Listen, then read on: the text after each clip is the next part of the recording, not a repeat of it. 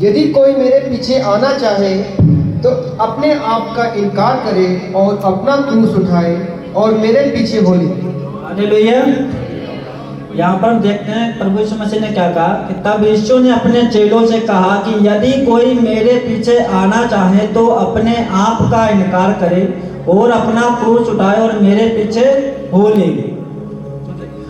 तो हम अगर प्रभु यीशु मसीह के चेले बनना चाहते हैं तो उसके लिए परमेश्वर ने शर्त रखी है कि हमें सबसे पहले अपने आप का इनकार करना है। इस सृष्टि पर आप चाहें हमारा कोई भी पद हो, हम किसी भी नाम से जाने जाते हों, हम कितने भी बड़े हों, लेकिन हम प्रभु यीशु मसीह के अगर पीछे चलना चाहते हैं तो हमें अपने आप का इनकार करना है। या कह सकते हैं कि हमें अपनी सारी चीजें परमेश्वर के लिए छोड़नी है। कोई भी चीज है जो हम लेकर चल रहे हैं वो हमें परमेश्वर के लिए छोड़ देनी है और कहना है परमेश्वर ये मेरा नहीं, ये तेरा है।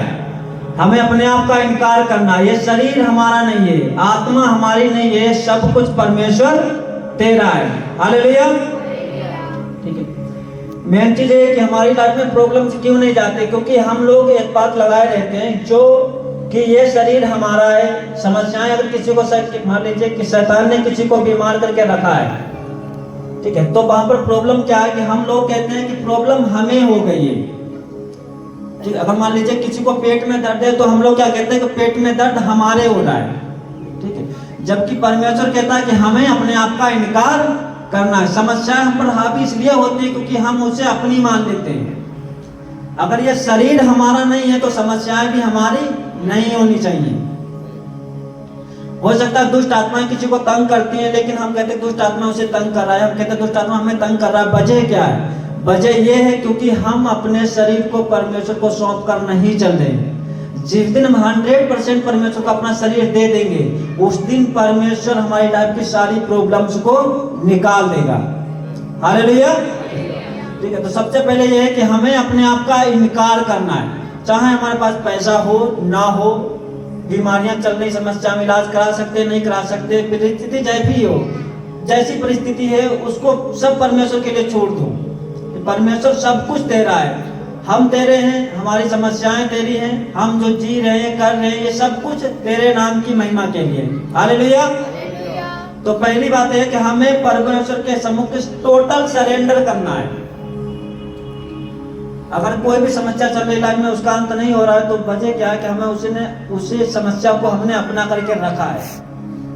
परमेश्वर कहता है क्या तुम नहीं जानते तुम्हारे शरीर पवित्र आत्मा के मंदिर हैं, जो कोई तुम्हारे शरीर को नष्ट करेगा परमेश्वर उसे नष्ट करेगा।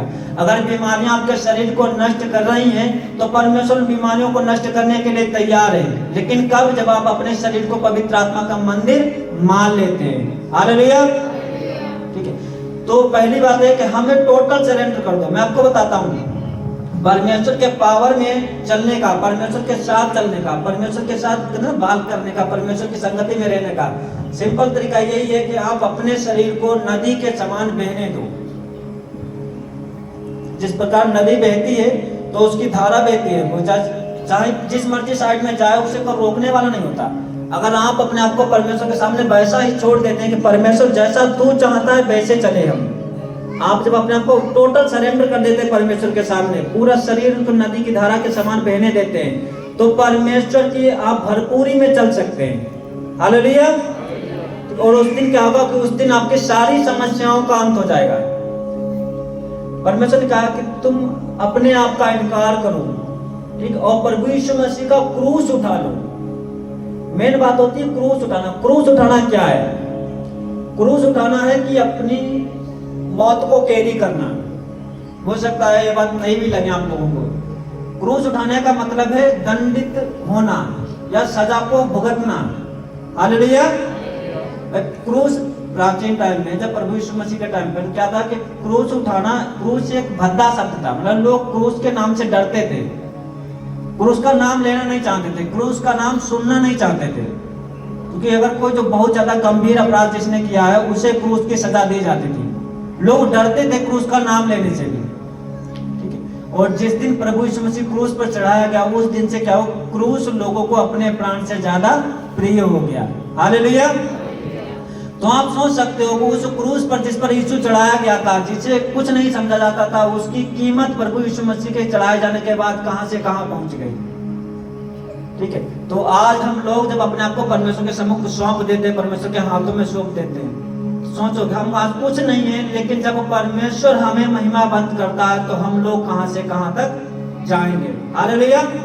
इमेजिन कर सकते हो, आप सोच सकते हो, वो क्रूस जिसको लोग डरते थे, जिसका नाम लेने से डरते थे, आज लोग उसे गले में डालते हैं, घरों में लगा कर रखते हैं। लोग चाहते हैं कि क्रूस उन्हें मिल जाए। ऐसा नहीं है। तो प्रभु यीशु मसीह क्या कहता है कि मेरा क्रूस उठाओ। क्रूस उठाना एक अलग बात हो जाती है। क्रूस उठाने का मतलब हो जाता है कि हम शारीरिक रीति से अपने आप को परमेश्वर के हाथों में सौंप दें, या ये मान लें कि हम शारीरिक रीति से मिट चुके हैं। क्रूस उठाने का मतलब यह है कि हम शारीरिक रीति से खत्म हो चुके हैं, अब हम आत्मिक हैं, क्योंकि हम प्रभु यीशु मसीह में हैं। हमने बपतिस्मा ले लिया, प्रभु यीशु मसीह को जान लिया, हम आत्मा से जन्मे हैं। आत्मा, परमेश्वर की आत्मा से हमें जन्म दिया गया। हम शारीरिक रीति से अपने शरीर को क्रूस पर कुर्बान कर चुके हैं। हालेलुया। कि प्रभु यीशु मसीह ने कहा कि हमें हर रोज अपना क्रूस उठाना है। अपना क्रूस हर रोज उठाने का मतलब है कि हम हर रोज अपने आप को मरी हुई स्थिति में रखें। शरीर से हम ये मान लें कि हम मरे हुए हैं। हर रोज क्रूस उठाने का मतलब यही है कि हम शरीर से मर चुके। शरीर की अभिलाषाएं हमारा कुछ नहीं कर सकती, शारीरिक जरूरतें हमारा कुछ नहीं कर सकती। शारीरिक जरूरतें हमें पीछे रखनी है, शारीरिक अभिलाषाओं को पीछे रखना, हमें सबसे आगे रखना है प्रभु यीशु को। हालेलुया।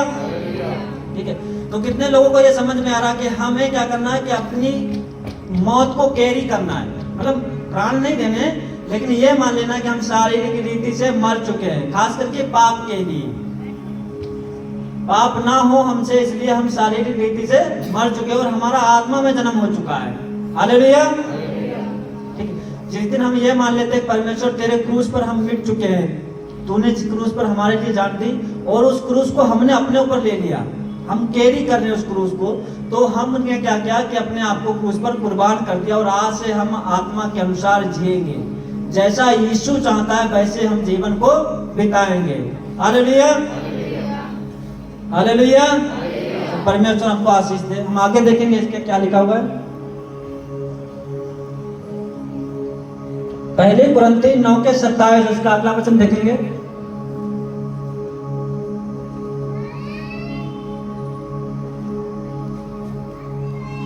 परंतु मैं अपनी देह को मारता कूटता और वश में लाता हूँ, ऐसा ना हो कि। हालेलुया।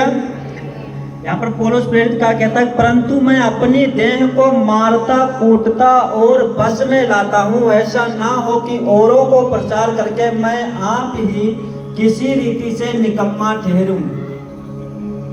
मतलब मैं अपनी देह को मारता हूँ, कूटता हूँ, यानी कि हर रोज वो अपनी देह को पनिशमेंट देता है, अपनी देह को हर रोज सजा देता है।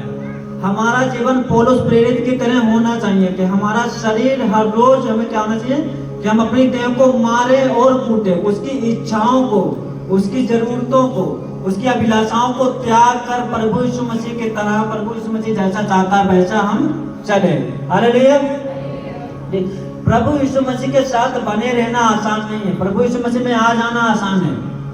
प्रभु यीशु मसीह में आने के बाद क्या होता है कि चैलेंज हमें हर, जैसे हम कदम बढ़ाएंगे हर कदम पर हमें चैलेंज का सामना करना है। ठीक है, प्रभु यीशु मसीह, जैसे प्रभु यीशु मसीह को परमेश्वर ने 3 साल इस्तेमाल किया, 3.5 साल तक, और 30 साल तक उसे तैयार किया कि 3.5 साल आगे चलकर उसे इस्तेमाल करना है। तो आप समझ सकते हो कि अगर परमेश्वर आपसे महिमा लेनी है परमेश्वर को, तो परमेश्वर आपको कितने दिन तक प्रॉब्लम में रखेगा। प्रभु यीशु मसीह जिसने 30 साल की उम्र में बपतिस्मा लिया, 33.5 साल तक सेवकाई की, मतलब सिर्फ 3 साल, 3.5 साल काम किया, 23 साल लग गए, मतलब 30 साल तक परमेश्वर उसे प्रिपेयर